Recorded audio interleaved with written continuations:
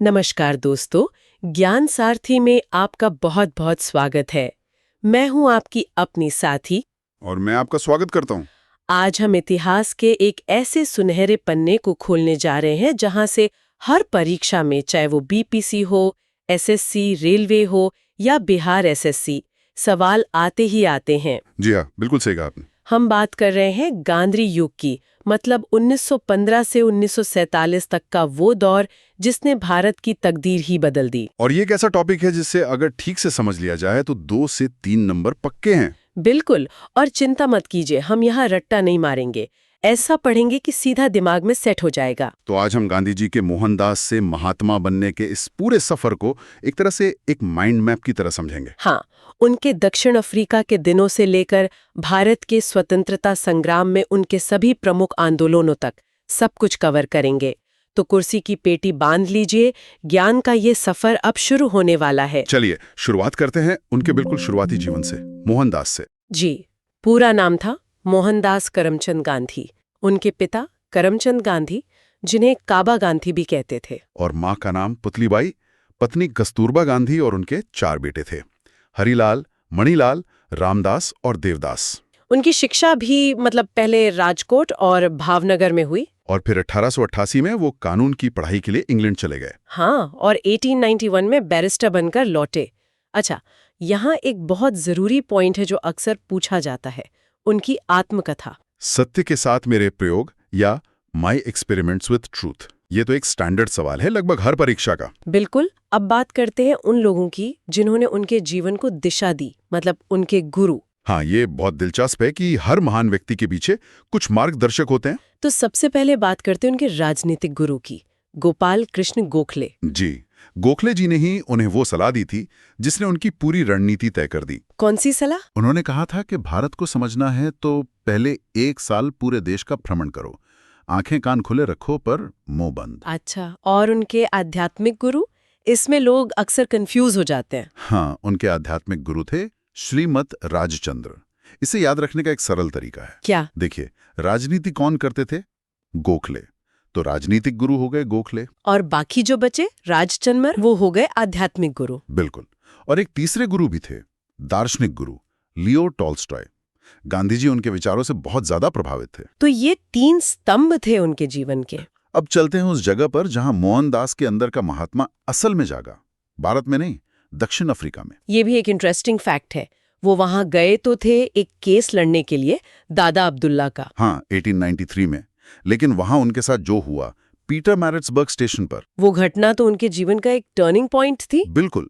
सोचिए, एक युवा वकील फर्स्ट क्लास का टिकट लेकर सफर कर रहा है, और सिर्फ रंग के आधार पर उसे ट्रेन से बाहर फेंक दिया जाता है। जी। वो पूरी रात उस ठंडे वेटिंग रूम में बैठे रहे और उन्होंने फैसला किया कि वो इस अन्याय के खिलाफ लड़ेंगे। ये उनके सत्याग्रह की नींव थी। तो उन्होंने वहां भारतीयों को संगठित करना शुरू किया। हाँ, 1894 में नटाल इंडियन कांग्रेस की स्थापना की। ये उनका पहला बड़ा संगठनात्मक कदम था। और फिर 1904 में डरबन में फिनिक्स आश्रम की स्थापना। ये आश्रम सिर्फ रहने की जगह नहीं थे, है ना? नहीं, ये उनकी प्रयोगशालाएं थी। यहीं पर उन्होंने आत्मनिर्भरता, सामुदायिक जीवन और संघर्ष के अहिंसक तरीकों का प्रयोग किया। अच्छा, और यहीं से उन्होंने अपना अखबार भी शुरू किया था, इंडियन ओपिनियन। जी, और सबसे महत्वपूर्ण बात जो परीक्षा में पूछी जाती है, गांधी जी ने सत्याग्रह का पहला प्रयोग कहाँ किया? भारत में नहीं, दक्षिण अफ्रीका में, 1906 में। एग्जैक्टली। ये पॉइंट याद रखना बहुत जरूरी है।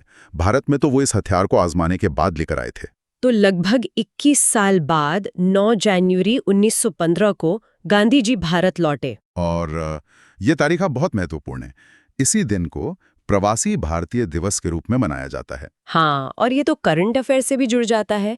जैसे 2025 का 18वां प्रवासी भारतीय दिवस भुवनेश्वर, ओडिशा में होगा। जी, और उसकी थीम भी तय हो चुकी है, विकसित भारत में प्रवासियों का योगदान। अच्छा, जब गांधी जी भारत आए तो प्रथम विश्व युद्ध चल रहा था और उन्होंने एक ऐसा काम किया जिस पर आज भी बहस होती है। आप अंग्रेजों का समर्थन करने की बात कर रही हैं? जी, उन्होंने भारतीयों को ब्रिटिश सेना में भर्ती होने के लिए प्रोत्साहित किया। इसके लिए आलोचकों ने उन्हें सेना में भर्ती करने वाला सार्जेंट तक कह डाला। पर उन्होंने ऐसा किया क्यों? ये एक राजनीतिक दांव था। उन्हें लगा कि अगर हम इस मुश्किल में अंग्रेजों का साथ देंगे तो युद्ध के बाद वो हमें स्वशासन दे देंगे। और इसी समर्थन के बदले ब्रिटिश सरकार ने उन्हें कैसरे हिंद की उपाधि दी। हाँ, वही उपाधि जो बाद में उन्होंने लौटा दी थी। भारत आने के बाद उन्होंने गोखले जी की सलाह मानी और देश का भ्रमण किया। फिर उन्होंने अपने सत्याग्रह को भारत की जमीन पे आजमाया। हाँ, एक के बाद एक 3 सफल प्रयोग किए उन्होंने। इसे याद रखने की एक बहुत अच्छी ट्रिक है, गांधी जी ने भारत आकर केक काटा। हाँ, CAK, C से चंपारण, A से अहमदाबाद और K से खेड़ा। तो सी मतलब चंपारण सत्याग्रह 1917 में, ये बिहार में हुआ था। जी, राजकुमार शुक्ल के बुलावे पर वो वहां गए थे। मुद्दा था 3 कठिया पद्धति। मतलब नील की जबरन खेती, और ये भारत में उनका पहला सत्याग्रह था। और पूरी तरह सफल रहा। फिर आता है ए यानी अहमदाबाद मिल हड़ताल 1918 में। ये मिल मजदूरों के प्लेग बोनस को लेकर था और यहाँ गांधी जी ने पहली बार अपने एक और हथियार का इस्तेमाल किया। भूख हड़ताल। जी, भारत में पहली बार। और फिर के यानी खेड़ा सत्याग्रह 1918। ये किसानों का मुद्दा था। फसल बर्बाद हो गई थी लेकिन सरकार लगान वसूल रही थी। ये उनका पहला किसान सत्याग्रह था। तो इन 3 सफलताओं ने उन्हें एक राष्ट्रीय नेता के रूप में स्थापित कर दिया। बिल्कुल। और एक बहुत जरूरी फैक्ट, चंपारण सत्याग्रह की सफलता के बाद ही रविंद्रनाथ टैगोर ने गांधी जी को महात्मा की उपाधि दी थी। अच्छा, तो महात्मा की उपाधि उन्हें चंपारण के बाद मिली। बिल्कुल। ये पॉइंट नोट करने वाला है। अब गांधी जी एक राष्ट्रीय नेता बन चुके थे, लेकिन असली राष्ट्रव्यापी आंदोलन की पृष्ठभूमि अंग्रेजों ने खुद तैयार की। आप रॉलेट एक्ट की बात कर रहे हैं, 1919 का काला कानून, जी, जिसे कहा गया बिना अपील, बिना वकील, बिना दलील का कानून। मतलब सरकार किसी को भी सिर्फ शक के आधार पर जेल में डाल सकती थी। हाँ, और इसी कानून के विरोध में देश भर में प्रदर्शन हो रहे थे, और तभी वो भयानक घटना हुई। जलियांवाला बाग, 13 अप्रैल 1919। जनरल डायर ने अमृतसर में निहत्ती भीड़ पर गोलियां चलवा दी। इस घटना ने पूरे देश को हिलाकर रख दिया। और इसकी प्रतिक्रिया भी बहुत तीव्र हुई।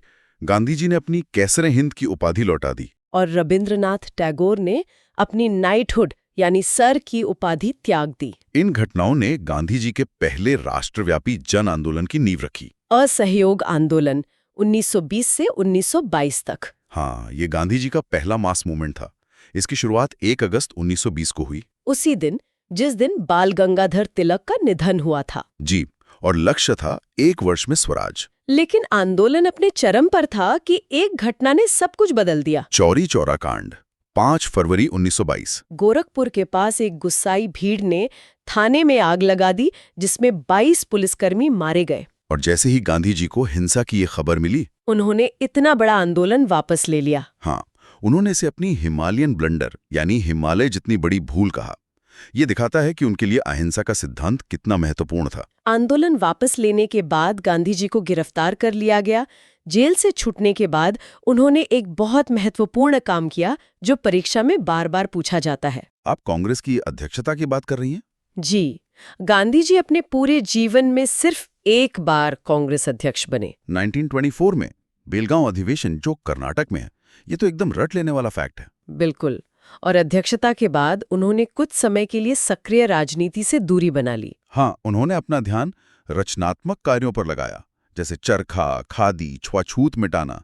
वो देश को जमीनी स्तर पर मजबूत कर रहे थे। इसी दौरान उन्होंने अपने समाचार पत्र भी निकाले, नवजीवन, जो गुजराती में था। और उनकी आत्मकथा भी इसी में किस्तों में छपी थी। फिर लगभग 6 साल के बाद गांधी जी एक और बड़े आंदोलन के साथ वापस आए। हाँ, अब बारी थी अंग्रेजों के एक ऐसे कानून को तोड़ने की जो हर भारतीय को चुभता था। नमक कानून। जी, और इसके लिए उन्होंने जो किया वो इतिहास बन गया, दांडी मार्च। इसे नमक सत्याग्रह भी कहते हैं। 12 मार्च 1930 को उन्होंने साबरमती आश्रम से अपनी यात्रा शुरू की अपने 78 अनुयायियों के साथ। और 6 अप्रैल 1930 को दांडी के तट पर पहुंचकर उन्होंने नमक बनाकर कानून तोड़ा। लगभग 388 किलोमीटर की पदयात्रा। इस एक घटना ने ब्रिटिश साम्राज्य को हिला दिया। बिल्कुल। और यहाँ एक और फैक्ट है जो एग्जाम में आता है, कौन सा अमेरिकी पत्रकार इस मार्च में उनके साथ था? Webb Miller. जी, वेब मिलर।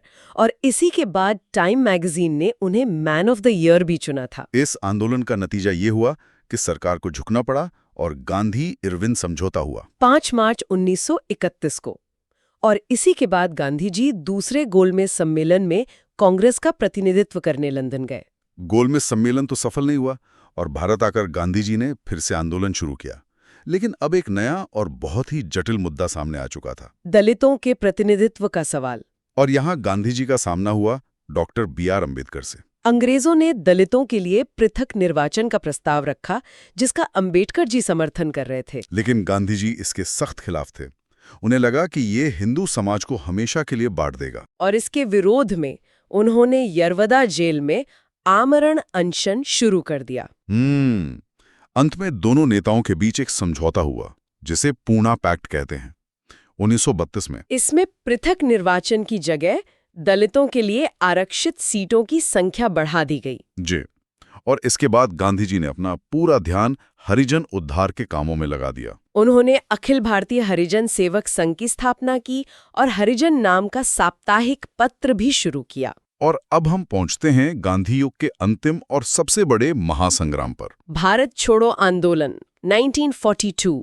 दूसरा विश्व युद्ध चल रहा था, क्रिप्स मिशन फेल हो चुका था, और गांधी जी ने नारा दिया, करो या मरो। 8 अगस्त 1942 को बंबई के ग्वालियर टैंक मैदान से सरकार ने भी तुरंत कार्रवाई की। ऑपरेशन जीरो आवर के तहत गांधी जी समेत सभी बड़े नेताओं को गिरफ्तार कर लिया गया। लेकिन इस बार आंदोलन रुका नहीं, ये एक स्वतः स्फूर्त आंदोलन बन गया। अच्छा, इसी दौर के कुछ प्रसिद्ध कथन भी हैं, जैसे क्रिप्स मिशन को गांधी जी ने क्या कहा था? उन्होंने इसे पोस्ट डेटेड चेक कहा था, एक ऐसा चेक जिसकी तारीख निकल चुकी है। और ब्रिटिश प्रधानमंत्री विंस्टन चर्चिल ने गांधी जी को क्या कहा था? अर्धनग्न फकीर या हाफ नेकेड फकीर। और एक और हैरान करने वाली बात, जब 15 अगस्त 1947 को देश आजाद हुआ तो गांधी जी दिल्ली के जश्न में शामिल नहीं थे। नहीं, वो उस वक्त बंगाल के नोआखली में थे, जहां बंटवारे की वजह से भयानक दंगे हो रहे थे। वो वहां शांति स्थापित करने की कोशिश कर रहे थे। तो चलिए अब इस पूरी चर्चा को समेटते हुए कुछ की पॉइंट्स पर नजर डालते हैं जो परीक्षा के लिए बहुत महत्वपूर्ण हैं। सबसे पहले उनके प्रमुख आश्रमों की सूची। दक्षिण अफ्रीका में 2 थे, फिनिक्स आश्रम डरबन में और टॉल्स्टॉय फार्म जोहान्सबर्ग में। और भारत में 2, साबरमती आश्रम अहमदाबाद में और सेवाग्राम आश्रम वर्धा में। अब उनकी मुख्य रचनाएं और समाचार पत्र। Hind Swaraj, Indian Opinion, Young India, Navjivan और हरिजन। और अंत में उपाधियां। महात्मा तो टैगोर जी ने दी, बापू और राष्ट्रपिता किसने कहा? ये उपाधि सुभाष चंद्र बोस ने दी थी 1944 में सिंगापुर रेडियो से। ये भी एक बहुत इंपॉर्टेंट पॉइंट है। और फिर 30 जनवरी 1948 को दिल्ली के बिरला भवन में नाथूराम गोडसे ने उनकी हत्या कर दी। इसी दिन को शहीद दिवस के रूप में मनाया जाता है और उनकी समाधि दिल्ली में राजघाट पर है। तो दोस्तों, ये था गांधी युग का एक संक्षिप्त लेकिन परीक्षा के लिए अत्यंत महत्वपूर्ण विश्लेषण। हमने उनके जीवन के हर पहलू को छूने की कोशिश की है। उम्मीद है आज की क्लास ने आपको एक नई दिशा दी होगी और गांधी युग अब आपके दिमाग में पूरी तरह से सेट हो गया होगा। अगर आपको हमारा ये प्रयास अच्छा लगा तो इस वीडियो को लाइक करना ना भूलें, अपने दोस्तों के साथ शेयर करें जो तैयारी कर रहे हैं, और ज्ञान सारथी को सब्सक्राइब जरूर करें ताकि ऐसी कोई भी महत्वपूर्ण क्लास आपसे मिस ना हो। पढ़ते रहिए, बढ़ते रहिए। जय हिंद। जय हिंद।